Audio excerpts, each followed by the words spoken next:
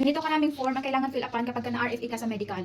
By the way guys, ayan, ganyan yung mga form na fill upan nyo. Na-receive ko pala yung RFE letter ko sa medical last April 13, 2026. So ngayon, April 16, ngayon yung appointment ko, mamayang 3 PM. So, ang kailangan nyo lang dalhin ay yung I-94, vaccination record, and then passport. At saka yung letter of appointment. So, at saka kailangan yung fill upan to kasi ilalagay din naman sa ano nila sa email kung kailangan bang fill upan agad. Yung mga pages na andito. So, ayan, ang dami-dami po niyan. Ganyan. I'm heading to my appointment. So far, yan lang muna yung ibibigay ko sa inyong information kasi pupunta na ako sa aking appointment, sa aking RFE for my medical. So, yun lang guys. Bye! Hi! Ayan, kakagaling ko lang sa aking medical kasi nga diba na RFE ako sa medical ko kasi nag-expired na. Nag-apply kasi ako ng adjustment of status last December 5. So, yung medical ko sa Taiwan ay December 5 din. So, ayan, 1 year na.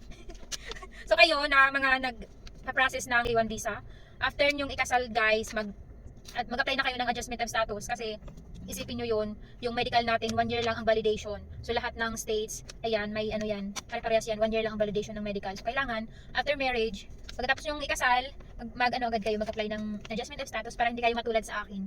Ngayon, dahil nga may RFE ako sa medical, ayan, nagbayad din naman kami ng 400.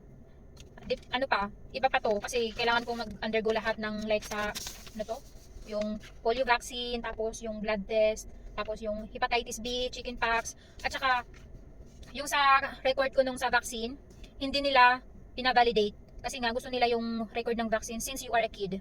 Ayun, pagkatapos namin sa civil surgeon, in a last hour, pumunta kami doon sa test diagnostic. Mabuti na lang covered ako ng asawa ko sa kanyang insurance, kaya mababa lang yung binayaran namin. Pero doon sa may physician, ano yung binayaran namin? 400 guys, 400. Tapos dito, 38 yung binayaran namin dito sa ano ng diagnostic. So dahil napunta ako sa surgeon na hindi nakipag-operate, imbis na polio vaccine na lang yung i-undergo ko. So mag-undergo ako nito guys, lahat ng lima na yan.